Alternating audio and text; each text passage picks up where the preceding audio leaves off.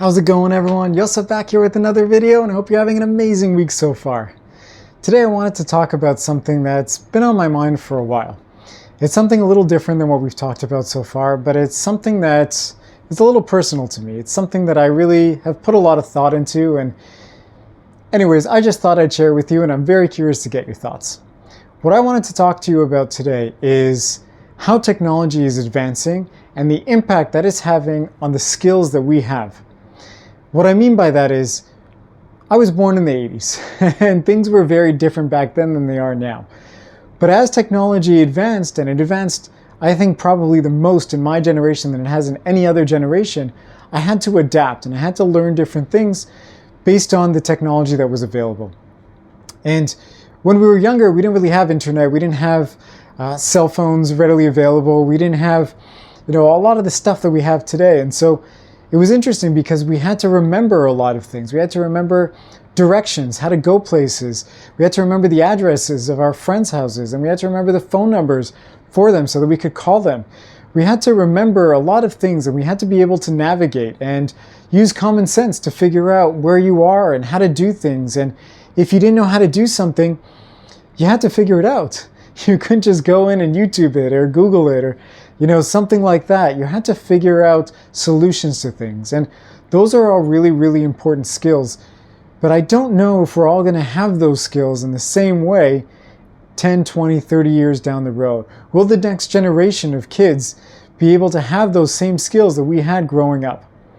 And I know it's a big question because you might think, well, is it relevant? Is it really important to have those skills? Are you just a dinosaur, Yosef, and does it really matter? But I think underlying all of this stuff, it is really important to have certain skills. And we're going to talk about what that means for cars, and we're going to talk about what that means just in general for life. So I'm going to give you an example.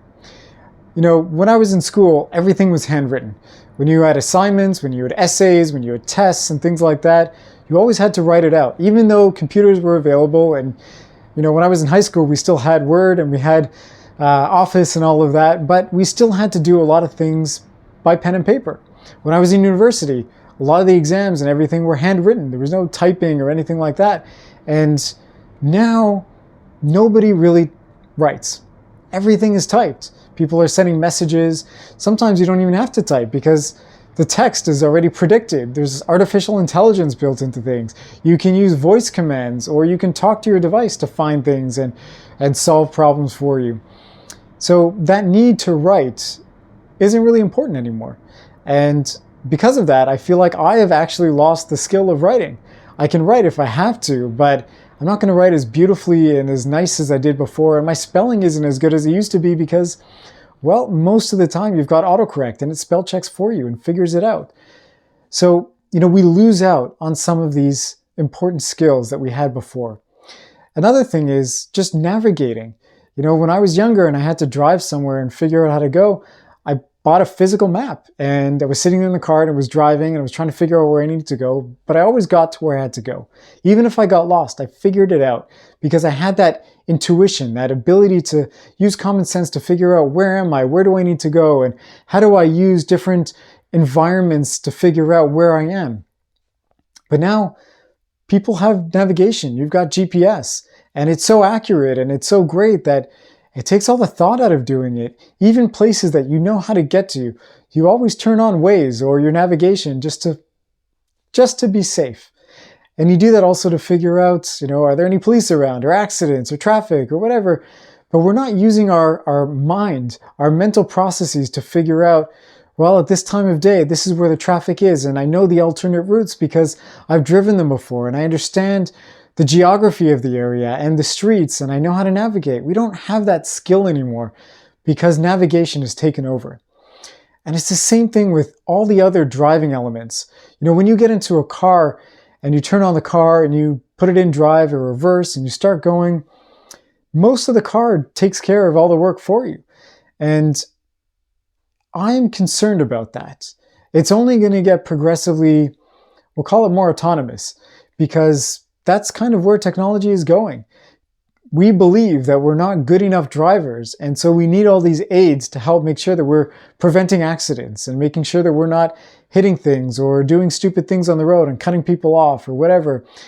And technology is going to really help. It's going to make sure that we've got lane departure warnings, and we've got blind spot monitoring and cameras and all these systems that help keep us safe. But with that, we're actually losing more and more skills for driving safely, because we're not relying on our own skills. We're relying on the car's skills to be able to get us out of these situations.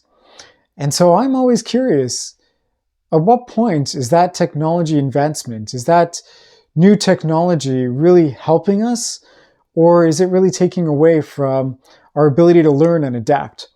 Now, I'm not one of those people that says technology is bad, and I'm not one of those people that says there's conspiracies behind all this stuff.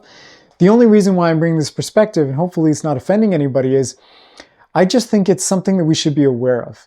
We should be aware of our abilities. We should be aware of the reliance that we have on certain things, and we should be aware of our environment and how we're changing, because that affects the way that we interact with the world, and it also affects our willingness to learn and our sense of accomplishment and all these other things that come along with working towards something. And when we don't have to work towards driving anymore, or we don't have to work towards figuring things out, we lose that. And technology makes it easier for us to access the information, and it's great because it makes life so much better and it keeps us safer, but we're losing something because of it as a result. And it sort of brings me to one of the videos that I made before when we talked about opportunity cost. There's always something, there's a give and take. When you have something new, there's something positive and there's always something negative that comes along with it. And so I think it's really important for us to just understand and be aware of where things are going so that we can do what we wish with it, but we can do it in an informed way and not just let whatever technology it is drive the path forward and figure it out for us. So it's interesting because with cars, again, we are losing a bit of that sense of how do we drive the car in an emergency situation? What happens if the technology doesn't work? I can't tell you how many times I put my car in reverse and randomly the camera doesn't turn on. Maybe the screen isn't working so well because it's super cold outside and there's a bit of a glitch, or maybe the camera is just faulty for that day, or the screen decided not to work, or the sensors are covered up in gunk, or the camera's dirty, or the lane markings on the road aren't visible for the sensors to pick up. There's a million and one things that could happen that will affect the technology's ability to work effectively. And if we're relying on it too much, then where's that skill to get us out of that difficult situation? The more we rely on these things, the less we have those skills to be able to deal with it. And so that, I think, to me is something that's just important to be aware of and think about. And I challenge myself a little bit because, when I was younger and when I was first driving cars, we didn't have backup cameras. We didn't have all these sensors. We had to use spatial awareness and visual cues to sort of figure out where we are. When you back into a spot, how far are you? So you're not going to back into the wall or the car behind you. And when you're going forwards, that you're not going to go over the cement concrete barrier that's in front of you that blocks the spot, or that you don't bump into the car in front of you or block the crosswalk or things like that. We had to figure out ways of understanding our spatial awareness. And nowadays, we don't really have to do that as much. So I challenge myself sometimes. I really think about, all right, maybe if I don't look at the camera today and I start to think about how I'd be able to position myself and use the spatial awareness to figure out, am I too close to something or not? It just helps me keep me a little bit more sharp. And I feel like that's a small thing that we can do to help just make sure that even though we rely on technology, and it's a really great thing, that we're also not losing that skill of being able to do it in place of it in case it doesn't work. We've seen it so many times, cellular networks go down and people lose their mind because they don't have access to the internet or their phone or social media or whatever it is. You're not connected anymore and we don't know what to do with that. It's the same thing with cars. If the technology goes down in your car and it's not working for whatever reason, you still have to be able to drive and you still have to be able to rely on your intuition and your skill to be able to effectively deal with certain situations. And so it's something I thought was just relevant and important to think about. As autonomous driving becomes more and more prevalent, we're not really in a fully autonomous driving world yet, but it's around the corner. It's something that's available and could probably start happening in the next decade. And you think about artificial intelligence and what it's doing for us. It's taking a lot of the thought, that ability to sort of strategically think about things for us, because it can do it. It can do it a lot quicker than us. It can analyze data more and it can help us make more informed decisions. But we're losing a bit of that skill. So anyways, something that I just thought was really important and interesting to talk about, because my last video covered technology in cars, and I really do believe that this stuff is good. It's really great to have the safety tech in cars, and there's a lot of really good that comes out of modernizing and being able to have access to information and being connected to things. But there are also drawbacks, and I think it's important for us to be aware of both sides of the coin so that we can figure out how we want to live our lives, how we want to interact with it, and the level of reliance that we want to have on it. So I hope this was helpful today. It was interesting for me to share, and again, I hope this isn't too much of a controversial topic, but feel free to share your thoughts. I'm really curious to get to know what you think about this, and I'm excited to see you all in the next video. So thanks again for watching. I really appreciate it, and have an amazing rest of your week.